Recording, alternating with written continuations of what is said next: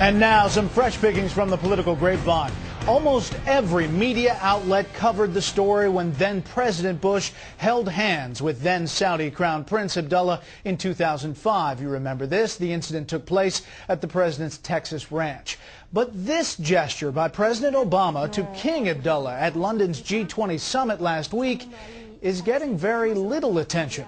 Only some conservative media outlets have criticized the president and accused him of bowing to the Saudi leader. White House Press Secretary Robert Gibbs insisted today the president did not bow, adding dismissively, quote, "He used both hands to shake Abdullah's hand. I'm sure it's of great cause and concern to people struggling in this economy." But Michael Goldfarb at the Weekly Standard called the alleged bow, quote, "a violation of more than 2 centuries of tradition and protocol, holding that American presidents never bow before royalty." A wax figure of First Lady Michelle Obama was unveiled at Madame Tussaud's Washington Museum this week. The museum's inventory also includes former First Ladies Hillary Clinton and Jacqueline Kennedy.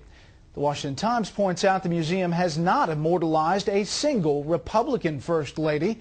There is no Nancy Reagan, no Betty Ford, no Laura or Barbara Bush. The museum's marketing director says, quote, "There have not been enough requests. There was overwhelming support for a Michelle Obama figure because of her being a fashion icon and mother." But a Republican Party spokesman says, quote, "Both American history and the American people have embraced Republican First Ladies. It's only fitting that the Wax Museum do the same." Today's edition of the White House Daily Schedule had a lot more information on it than usual. That's because the White House press office inadvertently emailed a draft version of President Obama's schedule last night without deleting an internal back and forth among staffers.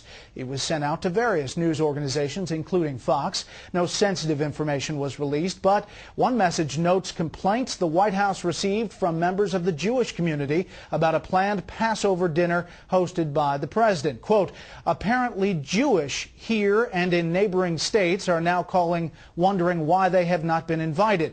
One aide suggests the dinner be dropped from the schedule, but another responds that is not an option because it was listed on Wednesday's schedule." Aides also failed to notice that the wrong day was listed at the top of the schedule. And ancient Islamic law has intersected with 21st century technology. For the first time, a Saudi man has divorced his wife via text message.